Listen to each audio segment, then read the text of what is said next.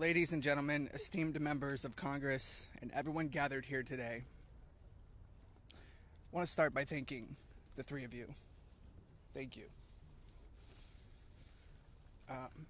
It takes a lot of bravery to do what you're doing. We hear you. We see you.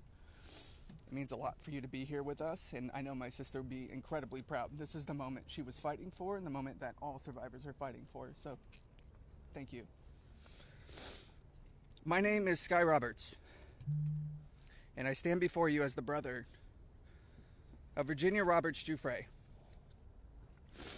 a warrior, a mother, and a sister whose legacy will forever resonate in the hearts of those who understand the fight against injustice. Today we find ourselves in a place of deep sorrow, shattered by the loss of our beloved sister. Yet, we are honored and privileged to carry her voice forward and continue her relentless fight alongside her fellow survivor sisters.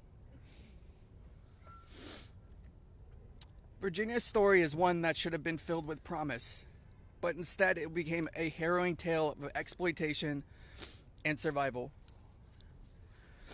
At just 16 years old, she took a job at Mar-a-Lago, believing she had secured a dream summer position. But that dream quickly morphed into a nightmare when Ghislaine Maxwell preyed upon her innocence. This isn't just the story of one girl, it's a story about the insidious nature of power and abuse, a dark chapter in our society that must be told. Virginia was no stranger to trauma. In her memoir, Nobody's Girl, she shares the painful truth that she had already suffered abuse at the hands of our father and a family friend. But what happened next was unfathomable. Epstein and Maxwell didn't just abuse her, they trafficked her to a network of the rich and powerful.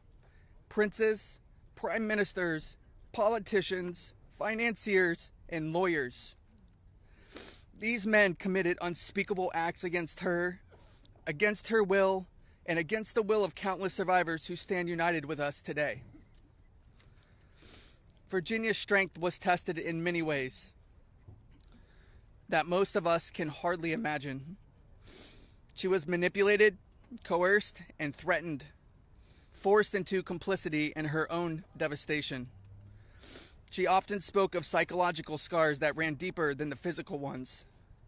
From the start, she wrote, "They manipulated me into participating in behaviors that ate away at me, eroding my ability to comprehend reality and preventing me from defending myself. The most destructive wound they inflicted was that of forced complicity, a betrayal of self that was crafted by her abusers. But I stand here today to declare that their tactics of fear and intimidation did not work. Virginia's spirit could not be broken. She became a beacon of hope, a warrior, fighting not just for herself, but for every survivor who suffered in silence.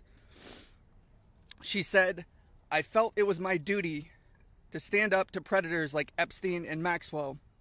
I would put my neck on the line to make sure my daughter never has to go through what I had to endure."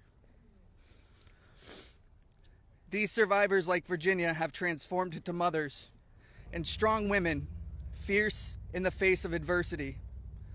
Many of them have daughters the same age they were when they faced their own abuse. They are determined to break the cycle, to shatter the silence that has kept so many in the shadows. Virginia quoted in her memoir, "There I was, as the mother of 3 children. I felt it was my duty to stand up to predators like Epstein and Maxwell. I mentioned to Ellie in particular, her daughter, I would put my neck on the line to make sure she never has to go through what I had to go through. I said, joining Edward's CVRA case, what I would want somebody to do for my daughter or sister and friend. In the end, I said I was just trying to do the right thing. That's what I felt like I'm doing, I said. I'm making a small dent in this big world we live in.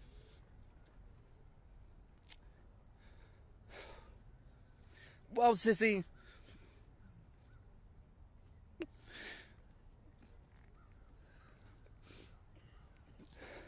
you didn't just make a small dent.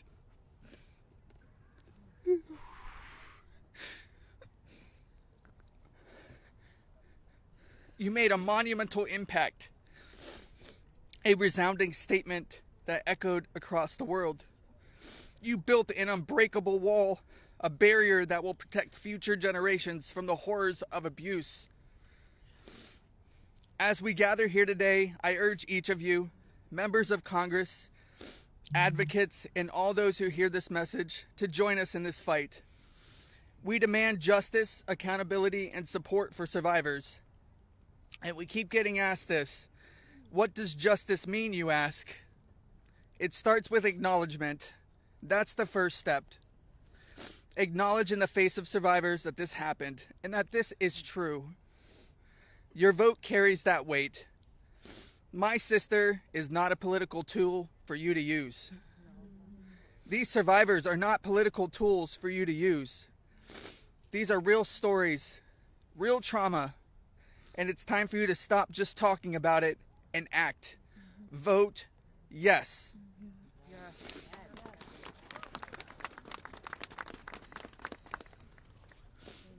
Virginia's legacy is not just hers. It belongs to all of us who stand against injustice. Together, we will ensure that the voices of survivors are heard, that the truth prevails, and that the horrors of the past are never repeated. Thank you. Thank you for listening, and thank you for standing with us. Together, we will not let Virginia's fight be in vain. Together, we will not let the predators win.